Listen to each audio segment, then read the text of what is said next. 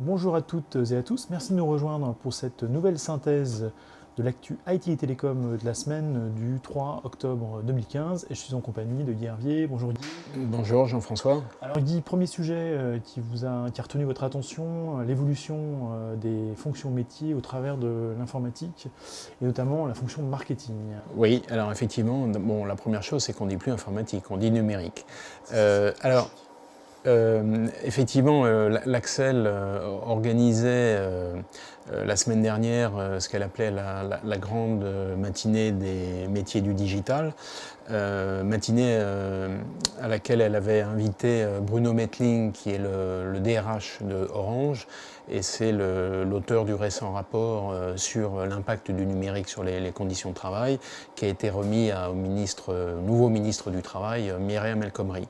Donc en fait, une intervention de sa part intéressante, qui a rappelé que son rapport fait suite à de très nombreux rapports dans le domaine, mais qui avait comme spécificité de vouloir mettre en évidence les impacts concrets du numérique sur la vie quotidienne au travail. Et Dieu sait combien il y en a.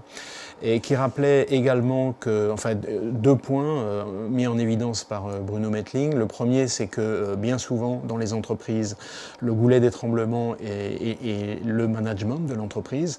On peut le comprendre assez bien parce que le management finalement est soumis à tout un tas de pressions. C'est eux qui doivent relayer et faire le lien entre la direction et puis le reste de l'entreprise, soumis à une pression importante sur les résultats, beaucoup de reporting. Et maintenant, on leur demande en plus d'être les agents du numérique, donc ça fait beaucoup. Et le deuxième point, c'était que pour mettre en œuvre tout ça, mettre en musique tout ça dans l'entreprise, il fallait faire des efforts très importants de formation. Et il rappelait en particulier que dans son rapport, il y avait un tiers des 36 recommandations qui étaient proposées qui concernaient la formation. Ensuite, donc, il y a eu un focus sur le marketing, puisqu'on sait que le marketing, c'est une des fonctions qui a été impactée le plus et le plus tôt par le numérique. Et donc, on parle du marketing digital, qui est maintenant une composante essentielle, indispensable du marketing, qui montrait que finalement, en quelques années, tout avait été chamboulé. On parlait il n'y a pas si longtemps de webmaster, ça a disparu, c'est des fonctions qui ont complètement évolué. Et donc, qui faisait une sorte de panorama, avec en particulier une illustration avec des gens d'AXA, qui montrait comment sur le terrain, comment une entreprise comme AXA, une entreprise établie, une enseigne de l'assurance, comment elle faisait pour attirer vers elle des compétences de marketing digital.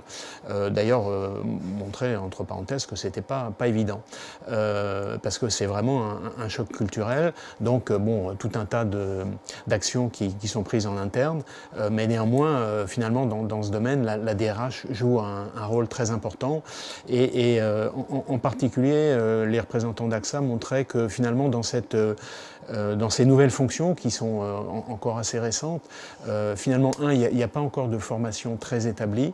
Les grandes écoles de commerce en parlent, mais il n'y a pas de formation spécifique là-dedans.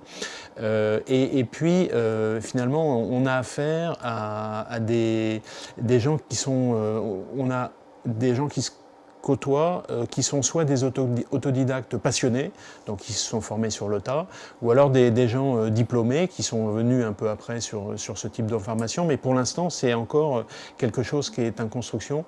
Donc c'était une illustration intéressante de l'impact du numérique sur les différentes fonctions de l'entreprise.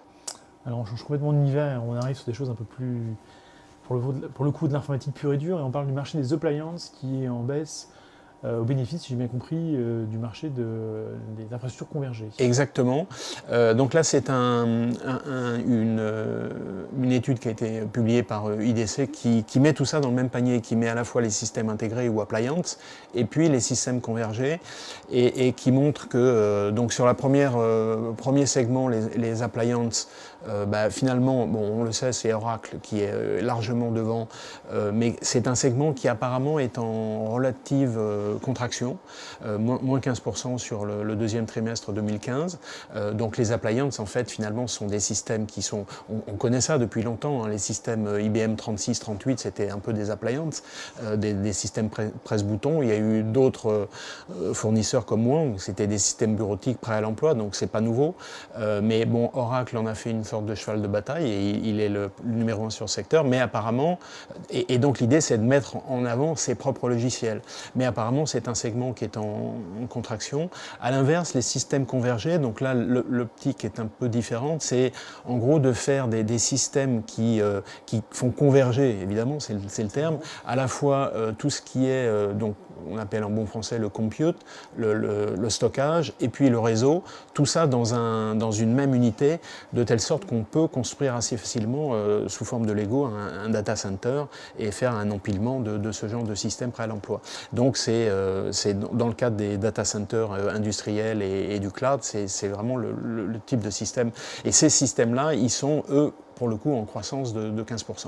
Alors, et donc les acteurs de ce domaine, c'est les acteurs traditionnels. Donc il y a VCE qui a été repris plus ou moins par EMC, il y a HP et puis il y a Cisco qui était un des pionniers donc, des acteurs établis.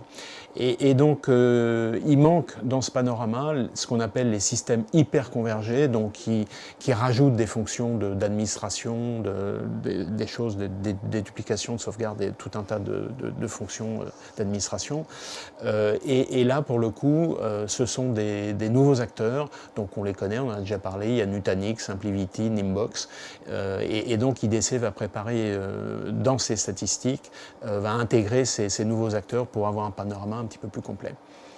Très bien. Alors on ne pouvait pas parler de synthèse de la semaine sans parler des assises de la sécurité et sans parler de la bonne parole de notre ami Eugène Kaspersky qui nous a décrit une apocalypse complète. Alors effectivement, donc ami, je ne sais pas, j'ai pas l'honneur de le connaître, mais effectivement, donc Thierry Trebon était présent aux Assises de Monaco et il a assisté à une présentation d'Eugène Kaspersky, donc que beaucoup qualifient de pompier pyromane, bon, qui a rappelé quelques chiffres, le nombre des attaques est en explosion. Il citait 500 000 attaques en 2004, 250 millions l'année dernière. Bon, évidemment, c'est à mettre en rapport avec l'évolution aussi de l'Internet. Il montrait aussi il indiquait aussi que, alors évidemment, ce sont des conjectures, ce sont des estimations. Je crois que personne n'en sait rien vraiment. 5% des PC seraient infectés et pourraient jouer le rôle de relais dans des réseaux de botnet. Donc, effectivement, c'est un peu effrayant.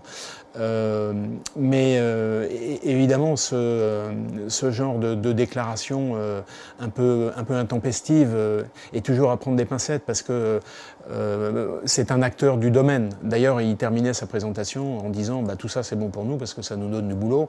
Donc c'est toujours un peu à prendre des pincettes et on aimerait bien qu'il y ait plus d'études qui soient faites dans ce domaine-là par des acteurs indépendants pour avoir une réalité plus vraie de ce qui se passe réellement, sachant que bien entendu il y a beaucoup de choses souterraines, donc c'est pas facile à connaître, mais en tout cas je pense que les assises de la sécurité à Monaco sont un élément de cette discussion qui est très intéressante. Et pour conclure sur l'actu de la semaine, Skype Translator qui s'ouvre à de nouveaux langages. Oui, alors effectivement, on en avait déjà parlé. Donc Skype Translator permet de parler dans une langue et puis avec traduction automatique dans une autre langue. Donc là, aujourd'hui, il y a 2 nouvelles langues, dont le français, donc on est content de l'apprendre.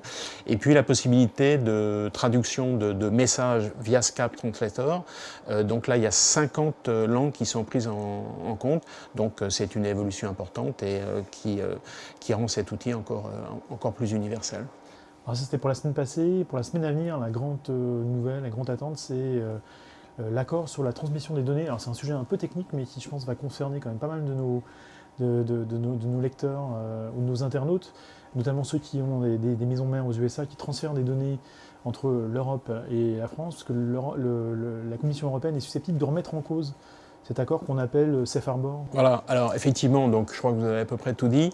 En fait, c'est la Cour de justice de l'Union européenne qui doit se prononcer la semaine prochaine, donc jeudi prochain, pour savoir si elle allait remettre en cause ce fameux Safe Harbor, donc qui a une quinzaine d'années maintenant, et qui revenait sur une directive européenne qui interdisait le transfert des données entre pays. Donc les Américains, la direction du commerce, le ministère du commerce américain est revenu à la charge avec ce Safe Harbor et donc a autorisé le transfert automatique des données de l'Union européenne vers les États-Unis. Et donc, il y a énormément d'entreprises, on évalue pour la France 5 000 entreprises qui seraient concernées par ce transfert automatique. Donc si la Cour de justice revenait sur la décision du Safe Harbor, évidemment ça poserait un certain nombre de problèmes. Évidemment, comment à partir du moment où elle décide de revenir dessus et puis où on trouve une nouvelle modalité, évidemment il y aura des facilités pour permettre de continuer à le faire. Mais en tout cas, c'est une décision importante qui va être prise la semaine prochaine. Donc on l'attend avec impatience. Et puis pour finir, le coup de gueule de la semaine sur les fusions-acquisitions dans le secteur IT. Bah oui, pour dire un peu comme Martine Aubry, il y en a marre, ou je ne sais plus d'ailleurs la formule qu'elle avait utilisée. Non, effectivement, si on fait le bilan de 2015, là on est parti sur un nombre de fusions-acquisitions considérable. Donc on revient à 2007, c'est-à-dire juste avant la crise des subprimes, et puis qui s'est transformée, généralisée dans le monde entier. Donc on va dépasser le niveau de 2007. Et puis pour ce qui concerne les méga deals, donc au-delà de 10 milliards de dollars, on revient à 1999. Donc là c'est avant l'explosion de la bulle Internet, donc où là tout le monde avait perdu la tête, avec comme exemple Altis, donc Patrick Drahi, qui lui, pour l'instant, on est à 50 milliards de dollars de dettes, avec des acquisitions successives. Donc je dirais que effectivement, c'est une sorte de boulimie des gros acteurs et dans notre secteur, dans l'IT, tous les grands ont été pris par cette boulimie d'acquisition. Les grands, donc on les connaît, IBM, Google, Microsoft, SAP, etc. Et donc en fait, le résultat, c'est que finalement ces acquisitions, donc une allocation du capital par les grands groupes, finalement a comme inconvénient qu'il ne crée pas d'investissement et qu'il ne crée pas d'emploi. Donc, et on peut se demander sur l'efficacité réelle, si on prend le cas du rachat d'Autonomie par HP par exemple, bon c'est un cas particulier vous allez me dire, mais quand même, de l'efficacité réelle de ces rachats de start-up et donc de machines à innover et de réintégration dans des grands groupes, est-ce que c'est vraiment très efficace? On peut se poser la question. Merci pour cette synthèse, on aura sûrement l'occasion d'y revenir. Merci à toutes et à tous de nous avoir écoutés. On se retrouve donc la semaine prochaine pour une nouvelle synthèse vidéo. Merci.